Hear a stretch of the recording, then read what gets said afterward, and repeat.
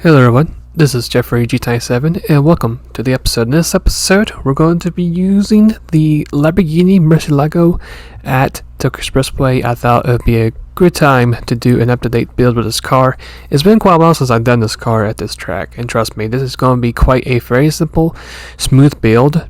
And if for some reason this car doesn't give you the win at Tokyo Expressway, then I highly recommend saving this car for Le Mans, because this car is not only smooth in handling but also very fast as well. So without any further ado, let's go ahead and get straight into the episode. So if you guys are curious on how to get the car, well, you can easily either win this car randomly in one of the mini game roulette tickets, or you can just buy one yourself in the Brand Central.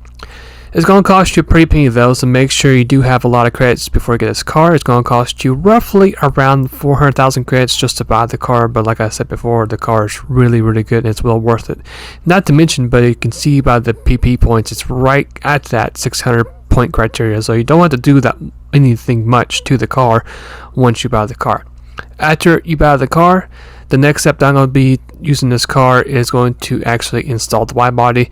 I actually went ahead and installed it. If you're curious what the price is on the wide body, it's going to cost you 100,000 credits to do the wide body. So roughly, we're looking at over 5,000 credits worth of upgrades and stuff for the car. Okay, if you guys like to copy the livery I have in this episode, and if you'd like to follow me in the game, that way if you do see my videos, I like to copycat what I'm doing. My profile is Jeffrey GT7 YT, and essentially, let's say if you don't follow me in the game just yet, but you're just curious to see what livery I have for this race, it's going to be a very special livery. It's going to be the Sonic Racing or Team Sonic livery, and actually it looks really good on the car. I just like how the blue mixed in with the yellow, the black, especially Sonic the Hedgehog on the side of the car. I thought it was a really nice touch to the car. Now, let's say if you don't want the livery, but you would rather have the parts, no problem. I'll share that now. Starting off with the rims is going to be the Workmeister rims. Just make sure you just copy the stats, standard size, standard offset, and then wide for the rim diameter.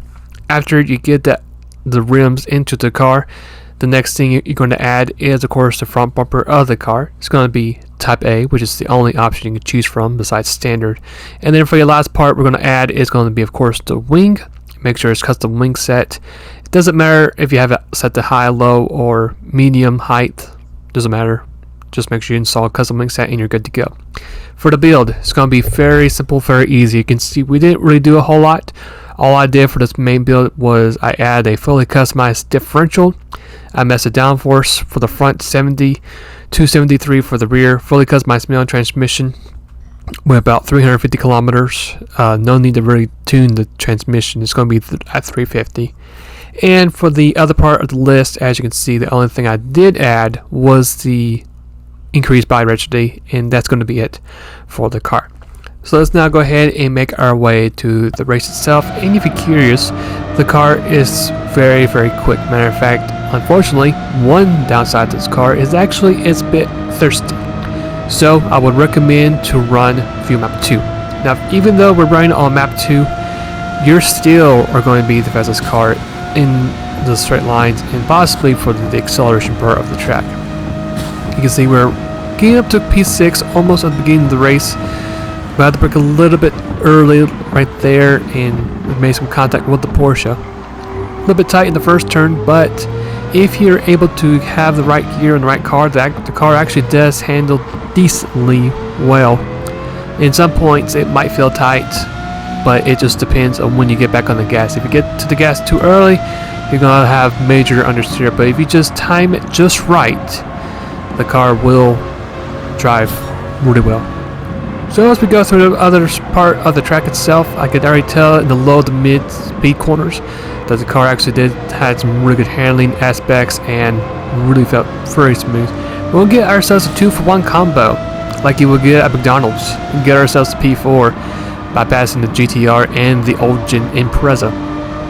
Now for our next group of cars in front of us is going to be the tuned RX-7 rear mirror and the tuned Supra as well. And you know, as soon as you just figure out the track and just know when to push and be able to figure out the nice sweet spots in these corners, you can be able to really chase down these guys very quickly. So as we get a good run at the apex, we do know that these two tend to run a bit deep into the corner, actually causing them to make errors in this last corner. So we actually do gain a good bit of time. The RX-7 actually backs down very early into the corner. The Supra goes a bit deep, even though the Supra still holds in the P2 despite making that huge mistake just by overcooking the corner.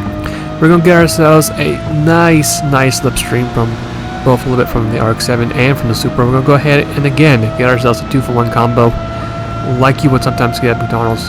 You know, drink with chicken nuggets, or just chicken nuggets with fries, or with a quarter pounder, or whatever it is the case.